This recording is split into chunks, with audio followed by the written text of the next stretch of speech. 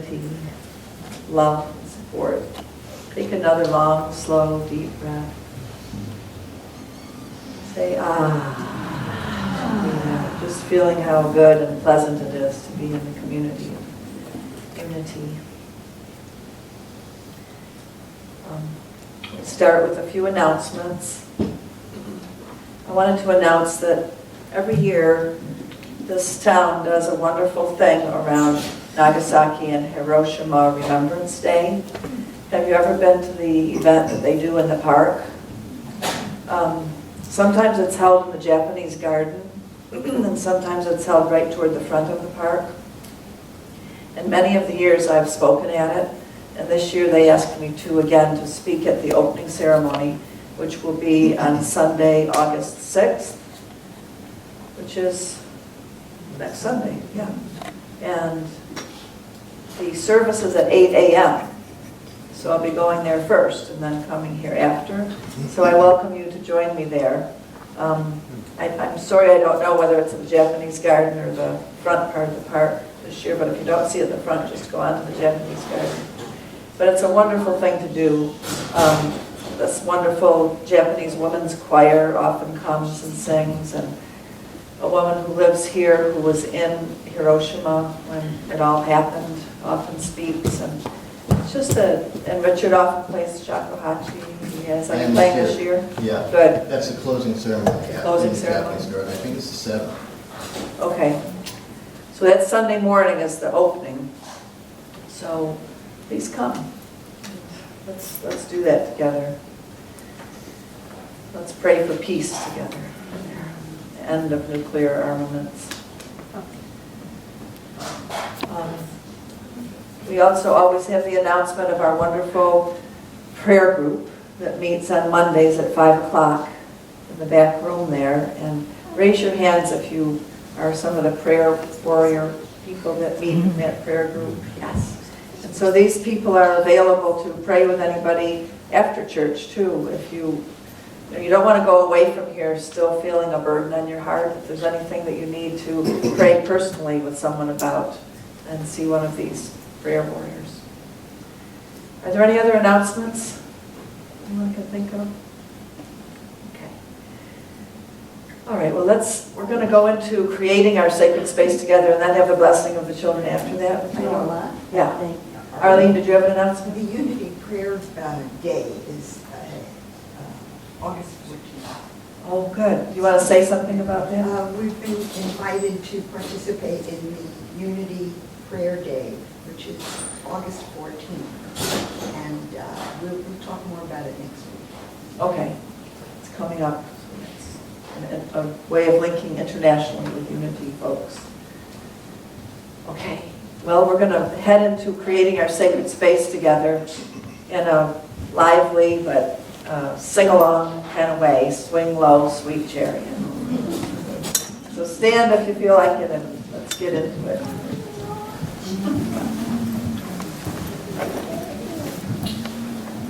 You guys here?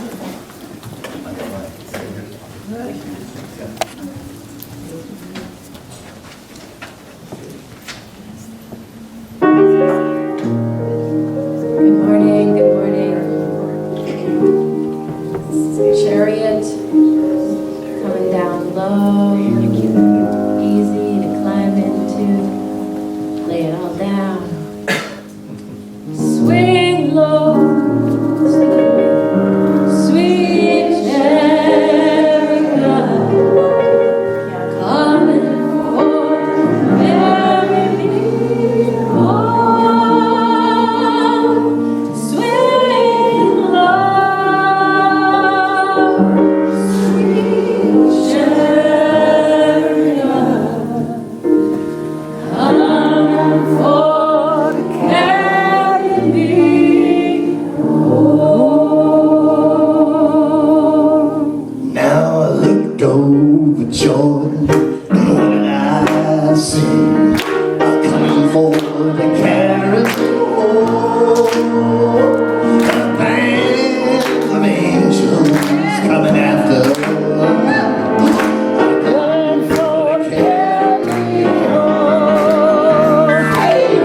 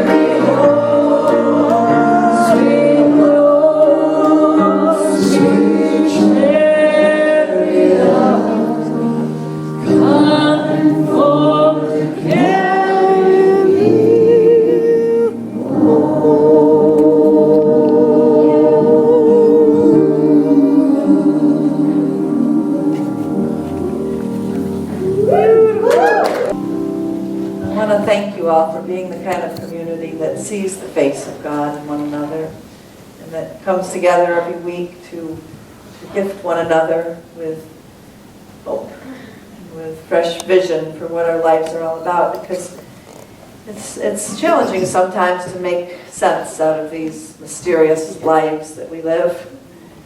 I've done my best in these years that we've shared to think deeply with you, to not be superficial or speak platitudes, but to dwell with you in the deeper, more challenging rapids of our lives, and then to steer this little boat on through to some calm shore, or to encourage you never to be afraid of the next delightful adventures as the weather of our lives may dictate. You've given me the opportunity by listening with your abiding attention. You've cared to hear me out as I've cared to hear you. We've found a friendship, a camaraderie on sometimes stormy seas of life that's most precious to us. I've been very moved by the love and caring this week for my dear friend Kim, who's soon to sail from her embodiment of this incarnation into the shining seas, the yonder shore. Many of you, to my great delight, have gotten to know her and stand with me in the amazement of the beautiful being that she is, like you are too. Our passing is such a mystery, and I've been privileged to help to midwife the passing of so many souls back in Santa Fe and here in Ashland as a hospice chaplain. But it's never quite the same when it's somebody really close to you. So I want to thank you for taking the time to pause in life, because in this community I find that people really pause and befriend one another very deeply. And we've had so many wonderful memorial services, haven't we? So many different moments of celebrating the lives of people that are dear to us. And it's great to know that we're in a community that cares like that, that cares so deeply to celebrate the passing, because one thing that we hope for is that we'll be remembered after we're gone, that somehow what we've been and done will be remembered. There's this old African-American spiritual that often goes through my mind that says, I have to walk this lonesome highway. I have to walk it by myself. Nobody else can do it for me. I've got to walk it by myself. So, so many people have felt that way, and yet, as I sang it this week, it's not so much true in a community like this, because we don't really have to walk it all by ourselves, do we? Before I moved here, I had an interesting dream of a procession down the streets of a small city. And as the dream went on, I realized that it was I who was in the coffin, being carried down the streets by loving arms. And there were roses being strewn about. And as the low chants and singing went on, the carrying of the coffin seemed to be taken over by a river. And my body was flowing down a river to the sea. And I thought, wow, what a great thing it would be to live in a town like that.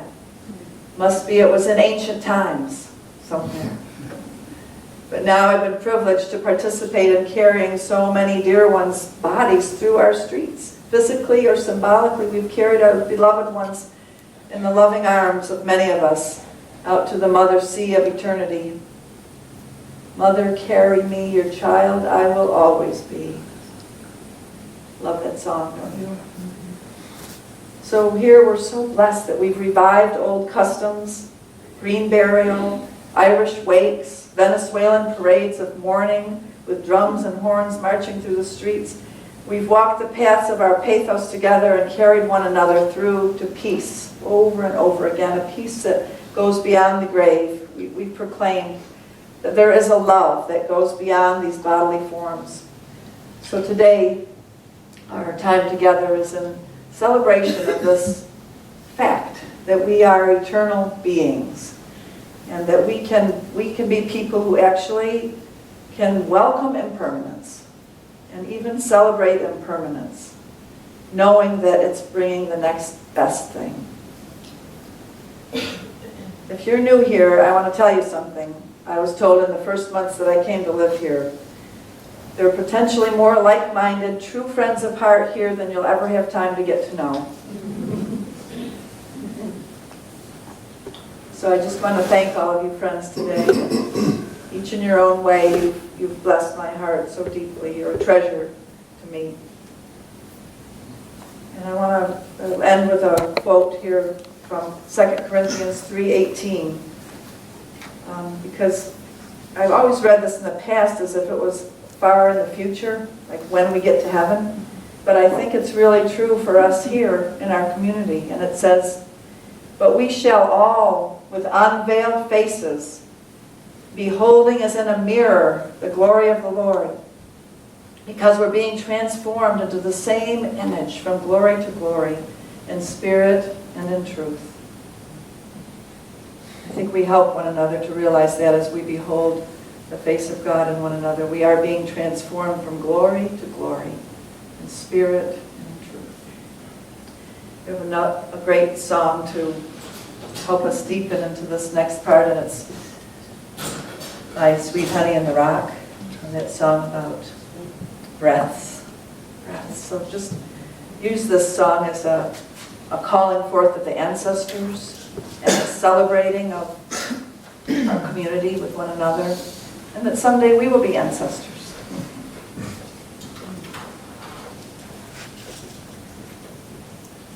And this song reminds us that we hear those voices and the sound of the wind and the leaves and the grasses. So can I teach you the chorus of the song? They're going to say, listen more often to things than to beings. Let's say that together. Listen more often to things than to beings. Beautiful. 'Tis the ancestors' breath. 'Tis the ancestors' breath. When the fire's voice is heard. When the fire's voice is heard. 'Tis the ancestors' breath. 'Tis the ancestors' breath. In the voice of the water. In the voice of the water. Yeah, and they'll sound like this. I'll sing it, and when you feel like, oh, I get that, sing along. Listen more often to things than to beings. Listen more often to things than to beings. 'Tis the ancestors' breath when the fire's voice is heard. 'Tis the ancestors' breath in the voice of the waters.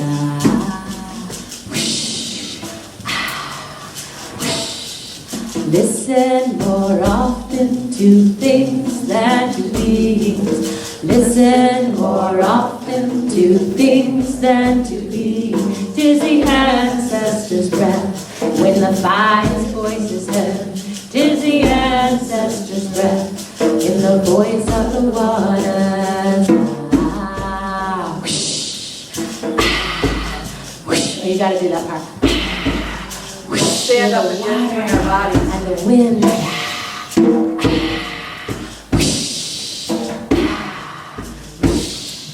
Listen more often to things than to beings.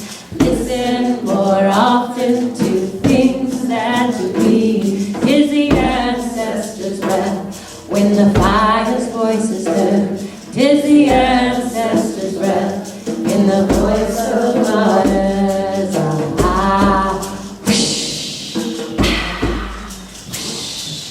Those who have died have never left. The dead are not under the earth. They are in the rustling trees. They are in the moaning rocks. They are in the rustling grass. They are with us in this crowd.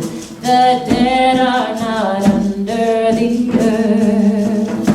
So listen more often to things than to beings. Listen more often to things than to beings. 'Tis the ancestors' breath when the fire's voice is heard. 'Tis the ancestors' breath in the voice voice of the waters.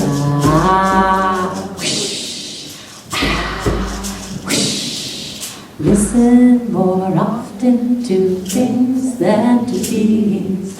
Listen more often to things than to beings. 'Tis the ancestors' breath when the pious voice is heard. 'Tis the ancestors' breath in the voice of the waters.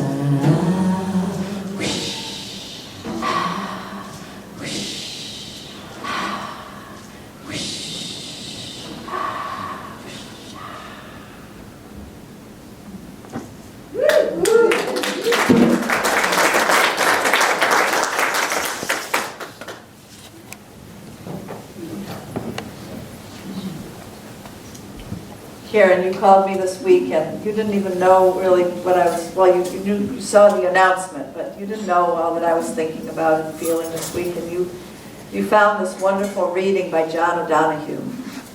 And he's one of my favorite writers, and he's now an ancestor because he died at a young age in his 50s not too long ago. And so you found a wonderful reading that's just perfect for today. I'd love you to come up and share it with us.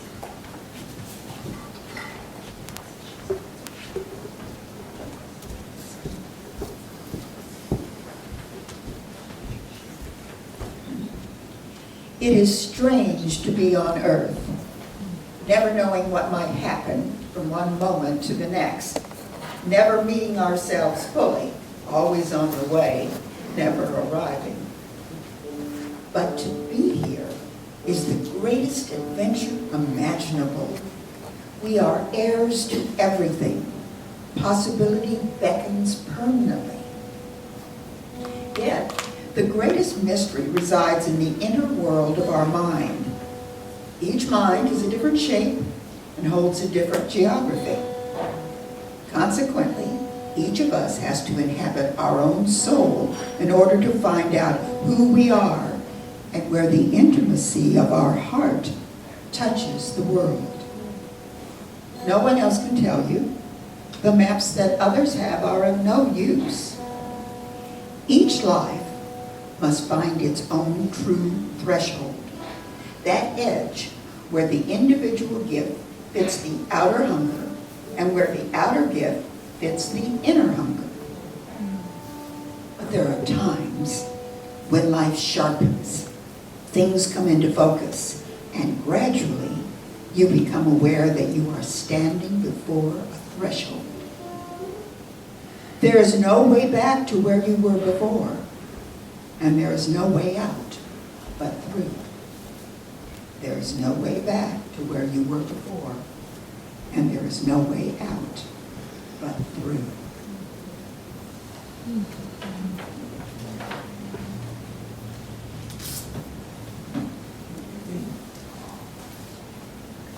Thank you, Karen, that's beautiful. And I want to follow it up by a couple of poems by David White, because David White and John O'Donohue were such close friends, both Irish lads. And you know David White, there's a picture of him. He's been to Ashland before, as has John O'Donohue.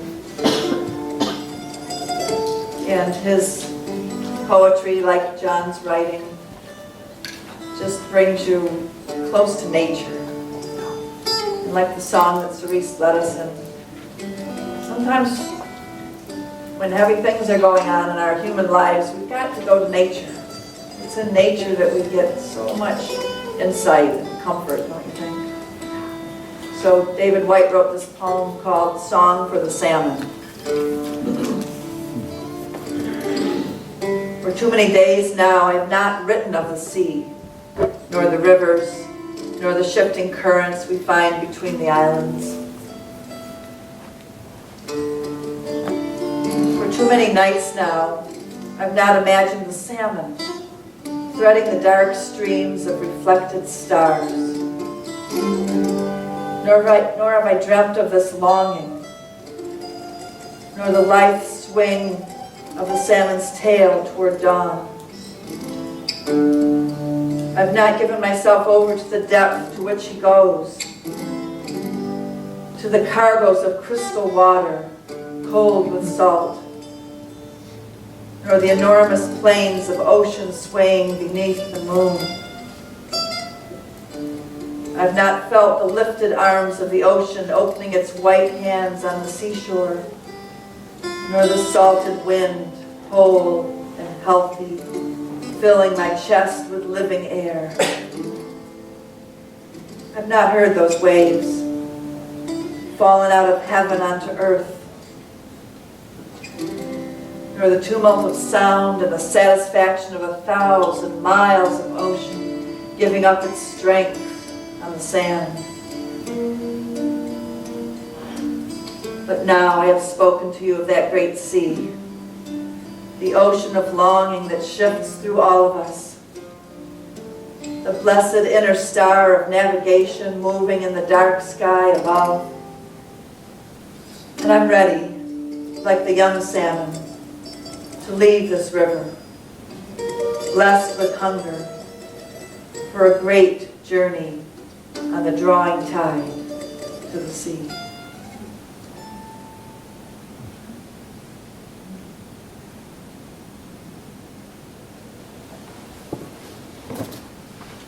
Here's one other shorter beauty. It's called The Opening of Eyes.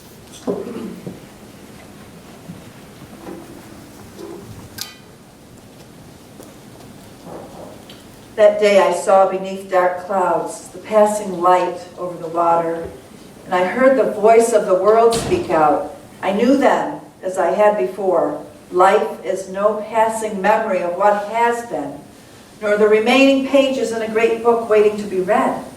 It's the opening of eyes long closed, yours. It's the opening of eyes long closed, yours. It's the vision of far-off things, seen for the silence they hold. It is the heart, after years of secret conversing, speaking out loud in the clear, open air. It is Moses in the desert fallen to his knees before the lit bush. It is the man throwing away his shoes as if to enter heaven and finding himself astonished, opened at last, fallen in love with the solid ground.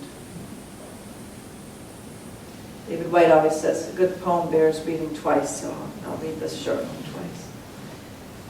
That day I saw beneath dark clouds the passing light over the water, and I heard the voice of the world speak out. I knew then, as I had before, life is no passing memory of what has been, nor the remaining pages in a great book waiting to be read. It's the opening eyes, long closed, yours. It is the vision of far-off things, seen for the silence they behold. It is the heart, after years of secret conversing, speaking out loud in the clear air. It is Moses in the desert, fallen to his knees before the lit bush. It is the man throwing away his shoes as if to enter heaven and finding himself astonished, opened at last, fallen in love with solid ground. So I named the theme for today, how do we appreciate being these spiritual beings having a human experience? How do we still stay grounded and always be going towards our freedom?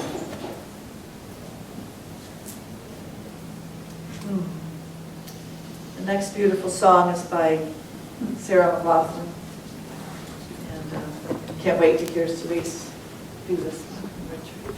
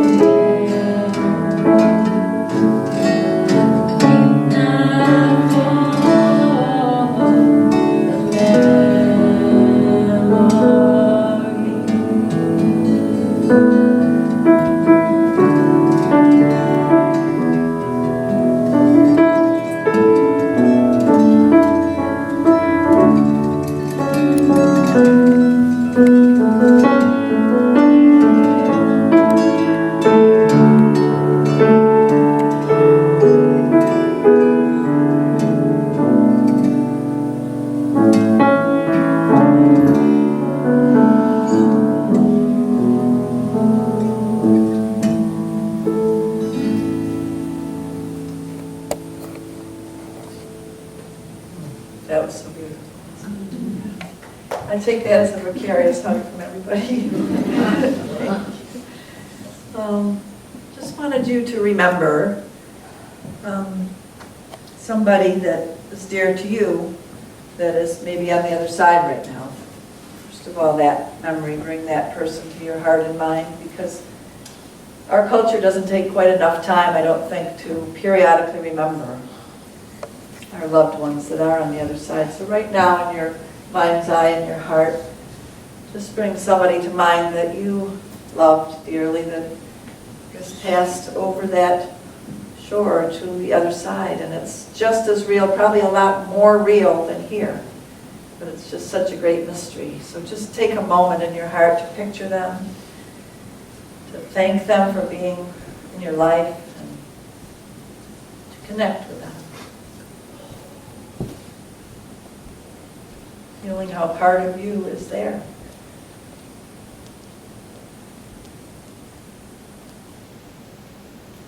With a big, deep, big breath.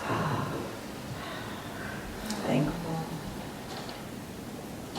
And then maybe you know somebody who is approaching passing. My mother called me yesterday and said that our close friend through my whole childhood, who she led the Girl Scout troop with, Alice Dix, who years ago when I first started speaking at Unity, I told stories about my friends from the past, and I often told a story about Alice because she was such a great person in my young life as one of the Girl Scout leaders, and she's passing right now. So why don't you draw to mind, if you do know anybody who is in that process of the work of leaving behind the body. You know anybody like that right now? And if you don't, just pray for my dear friend or for anybody that might be passing. If, you know, maybe you know some hospice volunteers, and just pray for them and their good work. Let's just send out some loving energy to humans that are on the edge of leaving.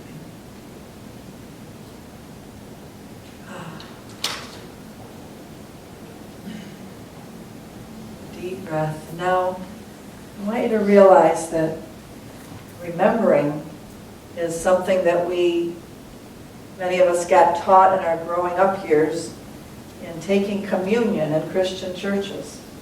We heard it over and over again in communion, it being said to us, take this cup and remember me. Take this bread and remember me. And in that remembering, we believed that there was some kind of a transmutation taking place. So there's something that happens when we remember that in a loving-hearted way, something is going on inside of us that is continuing to heal, that's continuing to take the memory of people on to the best possible place, that's continuing to heal our relationships. When we pause to remember our intertwined past with them, to remember beautiful beings like Jesus who are on planet Earth, to remember them. Something is ongoingly happening in us, right? We're bringing people from glory to glory by remembering what's going on. So it's really important to take these times in community together to pause and remember. So in these last few moments of remembering, maybe there's somebody who's still alive that you thought in your heart, she's dead to me. He's dead to me, you know? Sometimes we have endings with people and we don't know that we'll ever connect with them again. That happens. And so bring one of those kind of people to your mind right now and hold them in glory, glory to glory. Hold them in forgiveness. Hold them in completion and in healing. So let's just close our eyes and remember somebody like that.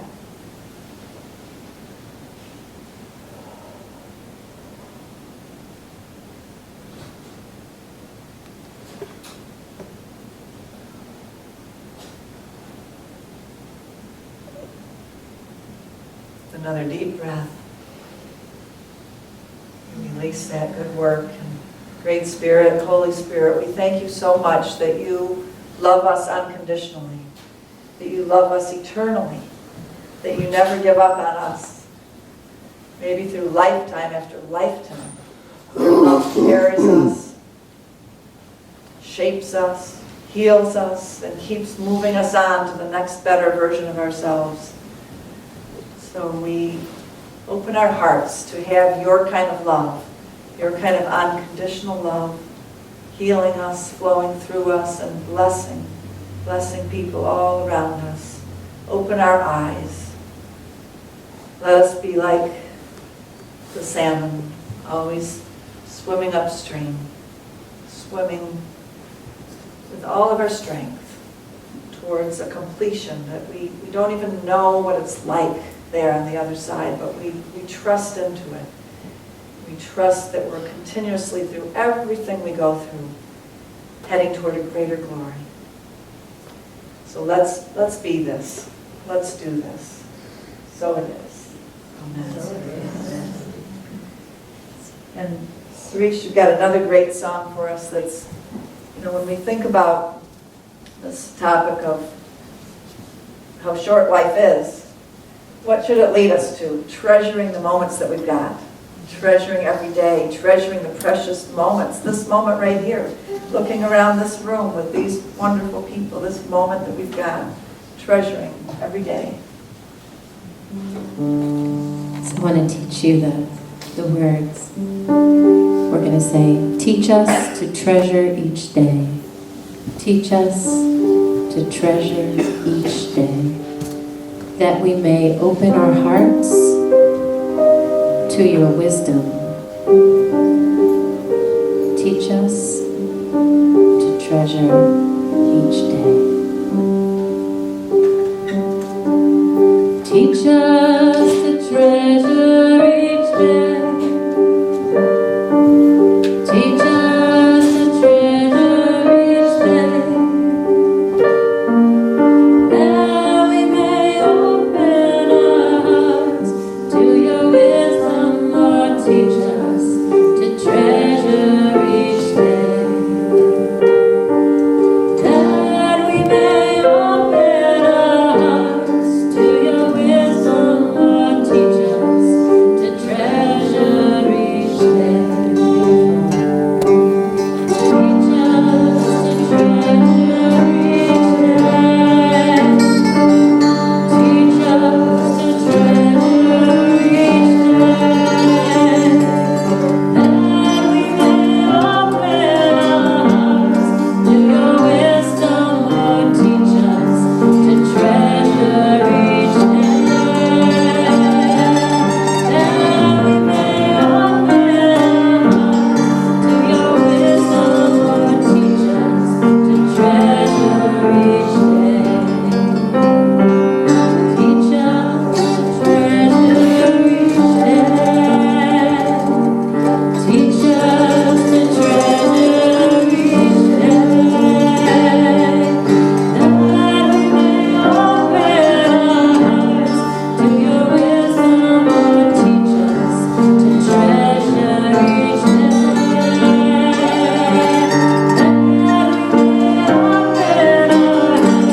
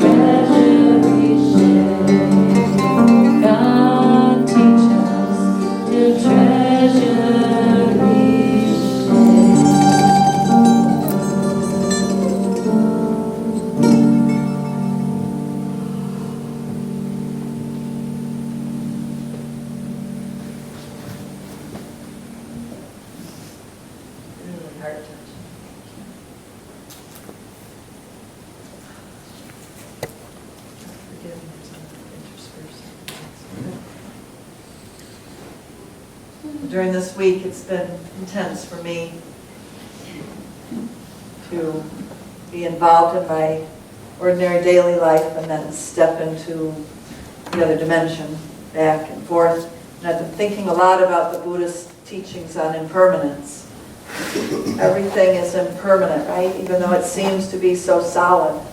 And when I had my near-death experience and went partway there to the other realms, everything over there seemed so solid. And it made this seem like a feather.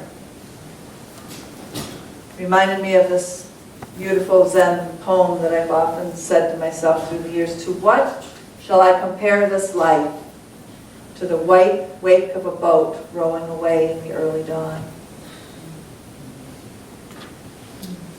What shall I compare this life? To the white wake of a boat rowing away in the early dawn. Pema Chodron tells us that we actually must get to the point of being thankful for impermanence. When change comes, she says we should shout, "Oh yay, here it is again." I know it's bringing me a gift. So when we meditate, we practice letting go of thoughts and feelings. Being centered in the present moment means that you're not constantly being hooked by your emotions and your storyline, right? Many meditation techniques are about sitting quietly and allowing thoughts to drift past your attention like fluffy clouds. You simply notice them and let them go. Notice them and let them go. It's all about detaching yourself from the stories, from the thoughts and the feelings that keep us from being truly present. Now, we do that pretty often, don't we? We tell ourselves stories about people, we tell ourselves stories about situations, and we really keep ourselves kind of stuck in a world that's not really real, because really it's passing by in every moment. To be truly present, we've actually got to override fear and doubt. Not really get rid of fear and doubt, but overriding fear and doubt is different. You can't get rid of fear and doubt out of your life, really, until you do override it. Let me explain what I mean by that. You have to pierce through your fear and doubt thoughts and move beyond them. Then you can actually be free from it.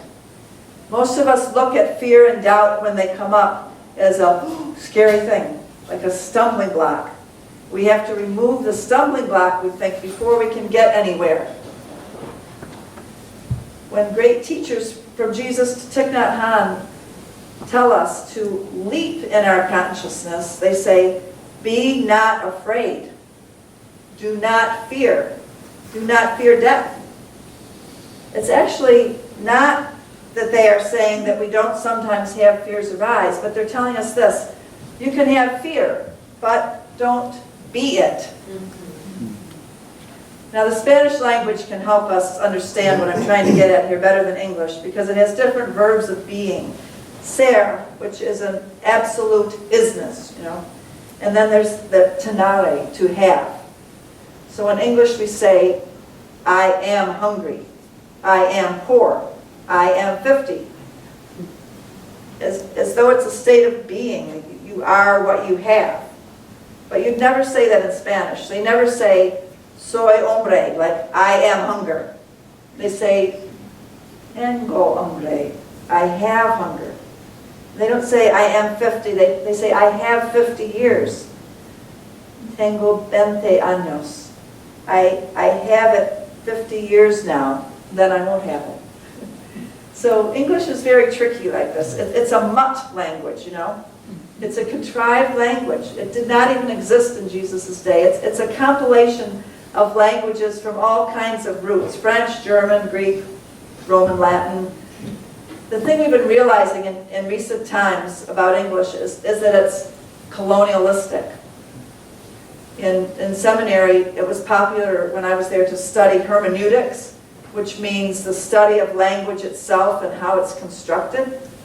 Well, English was constructed to take out the mysticism out of life, to remove the power from the people, to always have a beginning, middle, and end, to be linear. It's constructed to create a caste system. It has an oppression built into it. It tells us you are what you have. If you have money, not just that you have money, but you are rich.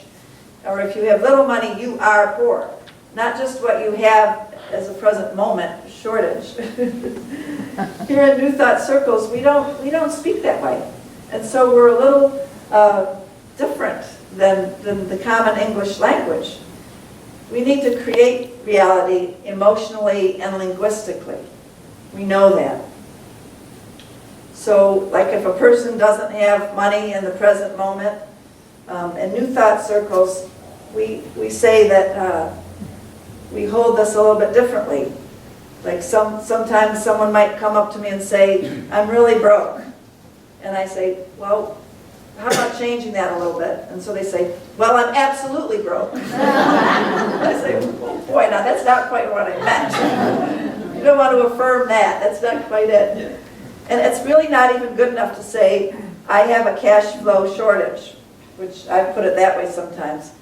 It's better to say, a cash flow shortage is expressing itself in my life. It's not mine. It's just coming through me in this particular moment. Sometimes people complain about New Thought teachings and they say, hey, I just want to have my feelings.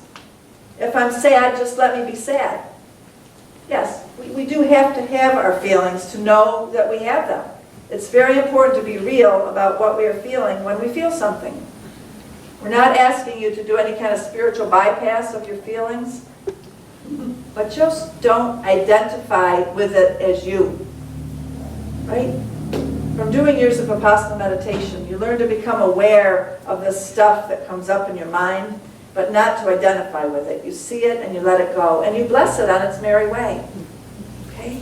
So when thoughts of fear or doubt or lack or anger come up, you can feel them and acknowledge them because they are telling you something. But then you can also release them. You can't release something that you deny you have. You have to admit it first, and then you can move from where you are. Like in the 12-step program, you know, if you deny that you have a drinking problem, how can you ever get rid of it?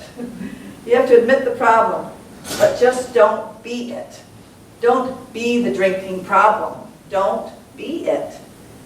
When I studied Greek, I learned that there's this verb tense, the present imperative. So when Jesus gave his commandments, it was always in this tense. The present imperative.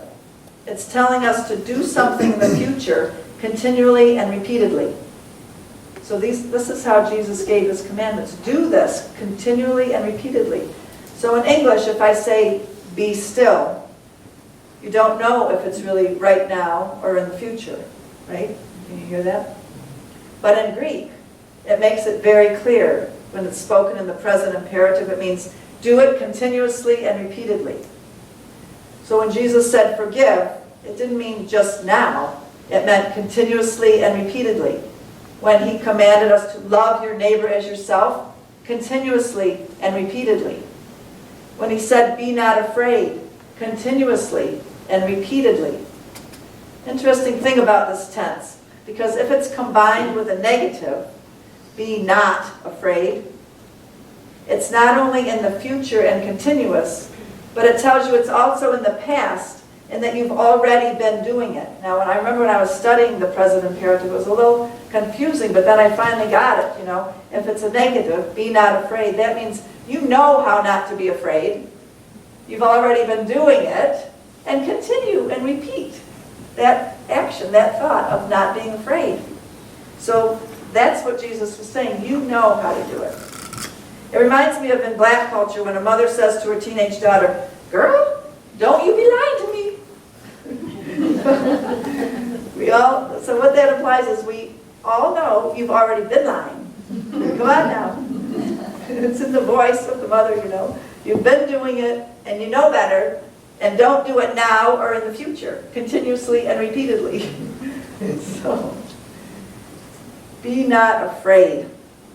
Well, sometimes you might say to God, like, are you kidding me? Be not afraid. Like, look what's going on all around me. There is plenty to be afraid of here. Deborah Johnson, who's the minister of the Inner Light Ministries down in Santa Cruz, I remember her telling the story of one time she was sleeping on an airplane, and she was getting ready to go and be with Oprah. So she had a lot to look forward to, but somehow as she woke up out of her sleep, she looked out at the airplane wing, and the sun, the way it was hitting it, really made it look like the wing of the airplane was on fire. And she woke up and she was freaking out and saying, calling the stewardess and saying, "The wing is on fire, the wing is on fire." And the stewardess came to her and said, "Don't be afraid. It's not real." Sometimes that's what we need to hear, because we do tend to freak out before we remember that we know how to not be afraid. Audre Lorde, you know her? Poet laureate of New York. She was a courageous leader in the 70s and 80s, and she was one of my sheroes. She died at a young age of breast cancer, and she was an out lesbian before it was cool. So she said, "When I dare to be powerful, to use my strength in the service of my vision, it becomes less and less important whether I'm afraid or not. When I dare to be powerful, to use my strength in the service of my vision, it doesn't matter anymore. It becomes less and less important if I'm afraid." Can you feel that? What that means? I love that definition of power. Using my strength in the service of my vision. It becomes less and less important if I feel afraid. You can still have your feelings, but you're putting your strength to work on following after that vision that Spirit gave you. When we allow doubt and fear to get in front and center of our attention, instead of pressing on with all of our energy towards what we know needs to come, we allow more thoughts and time to focus on the doubt and the fear than to focus on what we're really doing here. Doubt and fear can take the precedent over what we're supposed to be doing. Reminds me of this sign I once saw in a real estate office. It said, it's like an old Louisiana saying, it says, "When you're up to your ass in alligators, it's hard to remember that your original job was to drain the swamp."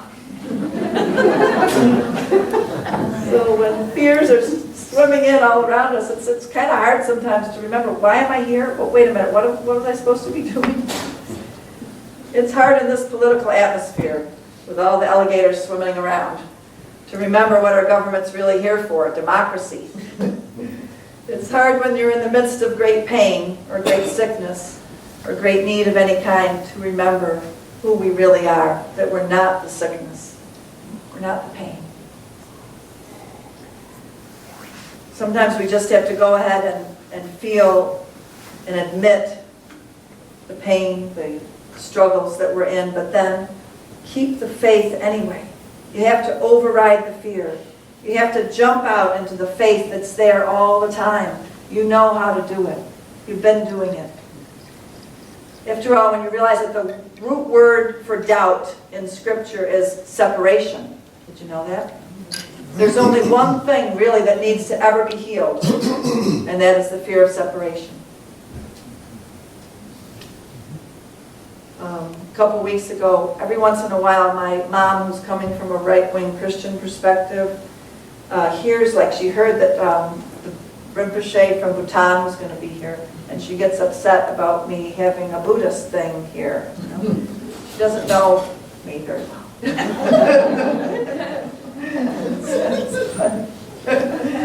But I wrote back to her. She always texts me things, and I wrote back to her and said, "There's nothing to be afraid of, because nothing can separate us from the love that we have for each other.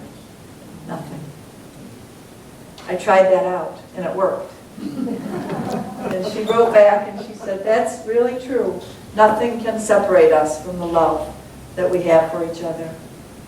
So when we start to fear and doubt, we get feeling separate from our confidence, separate from our inner knowing, separate from discernment, separate from courage, separate from our freedom. The doubt gets us more and more into seeing separation, right?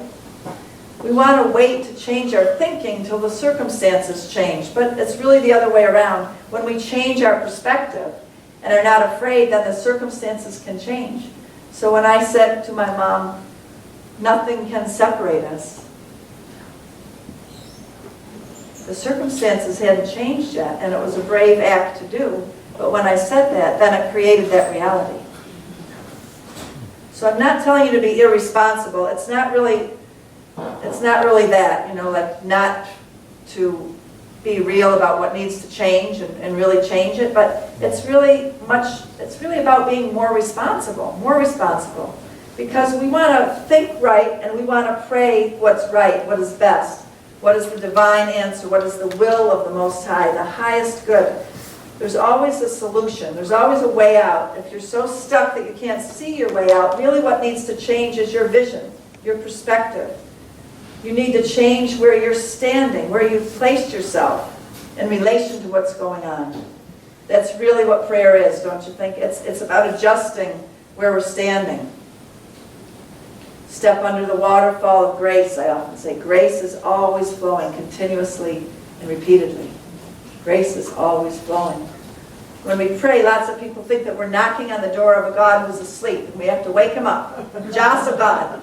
Wake God up and say, you got to listen to me. You got to listen to me. I'm desperate. Help me. Well, it reminds me of the story of the tempest in the Gospels, where Jesus and his disciples were out on the boat in the middle of the Sea of Galilee. Remember that when the big storm came along? And his disciples did that. They shook him and they said, wake up, wake up. Now, just as a side, these disciples, in a metaphysical biblical interpretation, they represent all the powers within us. It said the disciples represent strength and faith and courage.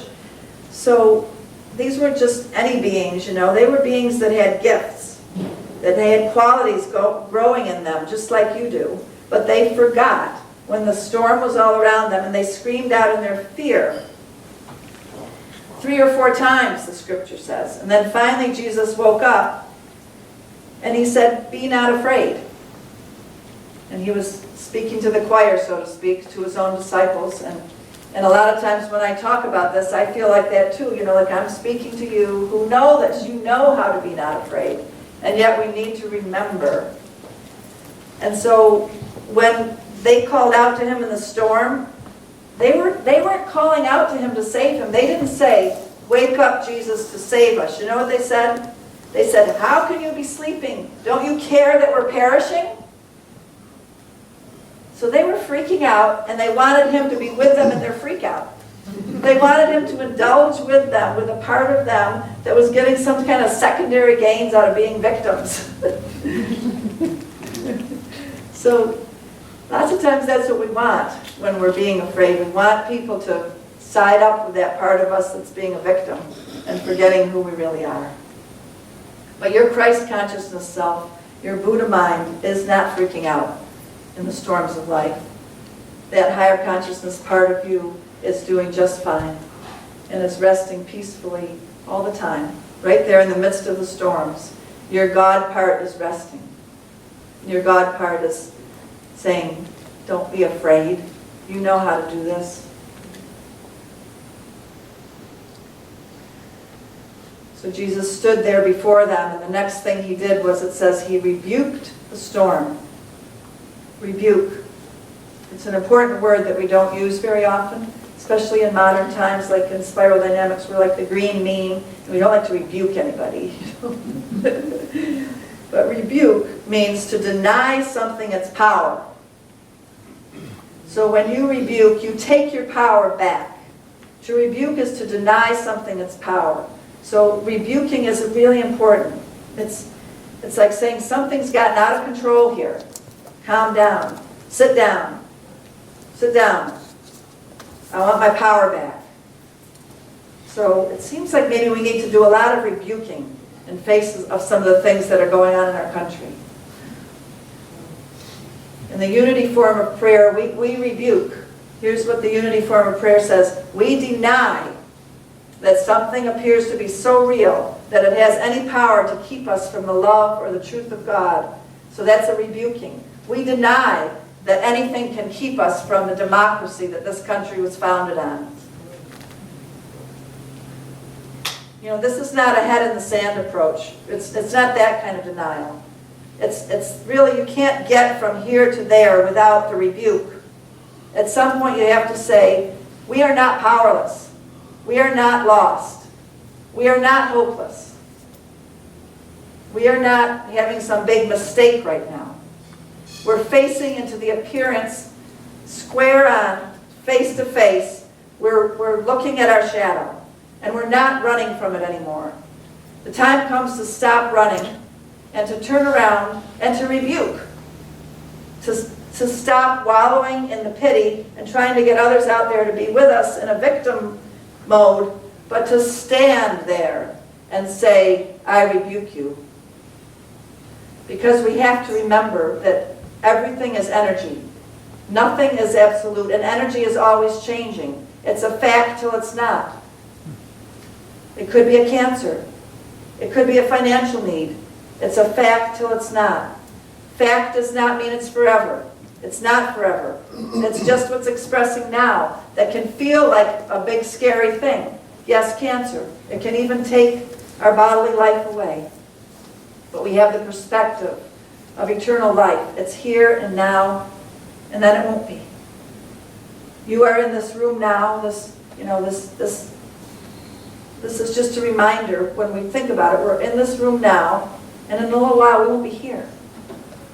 Things are always changing. Finances are the way they are now, and then they may not be. Cancer is the way it is now, and then it may not be. Tenare. Something is expressing through you, but it's not you. So Jesus rebukes the storm. He rebukes the appearance of things. He says, calm down. Remember, you're a person who knows how to not be afraid. In these infamous words, he says, peace, be still. And I just want to ask you, where was the peace? Did he pull it down out of the sky? The peace was in the midst of the storm. We keep looking for the answer somewhere else, but the answer is in the middle of the so-called problem. The answer's not somewhere else. You can't find your health out there. We spend a lot of time seeking our health in bottles nowadays. I do too. I've got hundreds of bottles of vitamins lined up on my shelves. It's all well and good, but health is not really there. Health is in our body. The same body has the life energy that has the sickness. If all you see is the outer appearance of things, the outer sickness, you're going to be missing the presence of the life that is also there. You have to have the courage in the midst of disease to call forth life, to be open to how life comes. You don't know how the health will look, like the word Zoe, it means everlasting life. So it could be that we call out for life and it rejuvenates the body and we have more years, but it could be that we have to let go of the body. It may not be that we're supposed to be in this bodily temple anymore, but our precious lives go on. Life goes on. If you've ever been there at a birth or a death, have you been at a birth or a death? Mm-hmm. Have you felt what happens in the room? It's like this, boom. And you're aware in that moment that the spirit was coming in from somewhere or is going somewhere. You can feel it coming and going. There's so much more going on than this body. The spirit is not trapped by this body. You are your spirit. You are your freedom. Nothing can take that from you. Are you with me? You know that you've got that free stuff of spirit in you, the spirit of the body, the spirit of finances, the spirit of relationship, the spirit of whatever you need is in you. Reconciliation with that person. Sometimes the form of a certain relationship has to transform and change, but the spirit of that relationship can go on. Lack and limitation have no power of us to stand in front of it and rebuke the fear and doubt. Sickness, you have no power to keep me from true life. Economics and politics, you have no power to keep our nation from true prosperity. Now's not the time to be politically afraid. Now's the time to stand in the truth of what we know and to rebuke the stuff of fear, don't you think? The shadow stuff comes up for it to be released. So we've said this all through this administration, but we've got to be grateful for what shows up from the shadowy realms, because then we can address it and we can stand up in our truth and say, we are not afraid, and we rebuke that this has any power to keep us from our truth. When I've worked with CEOs as a consultant, lots of times the senior executives don't like it when somebody brings them bad news. You hear this phrase in the corporate world, don't nobody bring me my bad news. But I tell them now, you should be glad, because now you know what's going on. Receive it, and then you can do something about it. So that's what we're doing here. That's what's happening. Whatever arises, we receive it, we open to it, we look at it with open eyes, but then we remind ourselves, don't be afraid. Don't be afraid. We know how to do this continuously and repeatedly. We've done it for lifetimes. We know how to do this. So can you join with me again this week and this next few days of your life as the tempests of our lives come along and say together, no fear of separation has any power here. No fear of separation has any power here. I claim the peace that passes understanding. I have a clarity in the midst of confusion. All love is right here in the midst of any conflict. All love is right here in the midst of any conflict. Thank you. Your fear does not have to be, like they say, trending. You don't have to activate your fear. You don't have to keep downloading it. You can just let it sit there in the archives. Don't trend your fear. So many people do that with Facebook, you know. And another metaphor for it is, you take the keys to the car and don't let the fear drive your car. Don't give doubt the fears to your car, the keys to your car this week. Let the Buddha you, the Christ in you, be the real driver of your soul. Don't give the fearful child the keys of the car. Let the real you be the designated driver. Let's do that. Let's be that. Aho. Let's breathe it in. I'll do the same for us this week.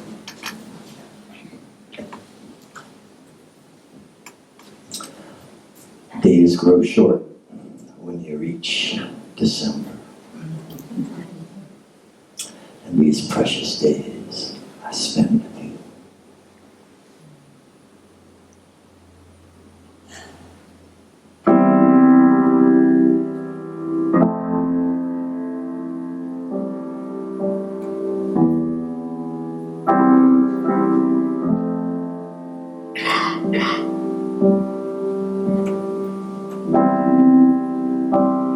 In this moment, misty rain, leaves are falling once again, and all my memories, like coins of gold, take one out and hold close. It warms me in the cold. I see her face and wonder how she'd look if she'd grown old.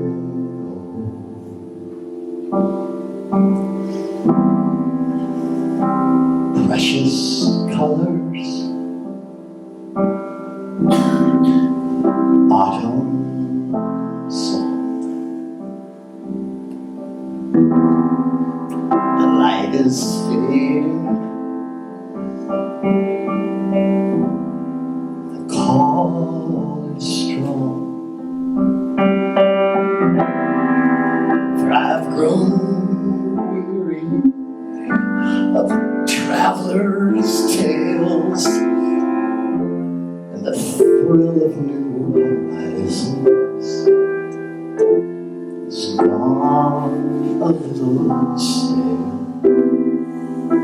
The sea wander yearns for an old familiar trail.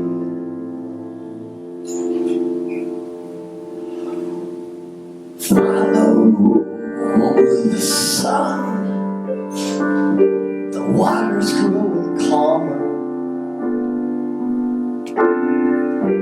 Down from the hardlands, finding peace in the valley. I've been blessed, I've been burned, I've seen such wondrous things. And in fortune and frailty, 10,000 lessons learned. Still, a pack has grown lighter through the years, filled with silence and laughter and tears.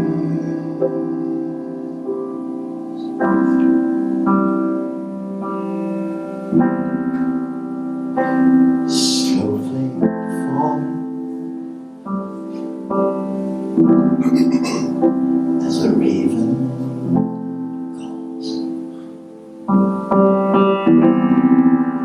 Tick by tick, weaving old winter shawl. And I carry the treasure of all I've known. Celebrate the mystery in all that I've been shown. And smile to think what can come of all the seeds I've sown. Bow my head in simple thanks to know I'm not alone. But I'm finished here, and it's time to go.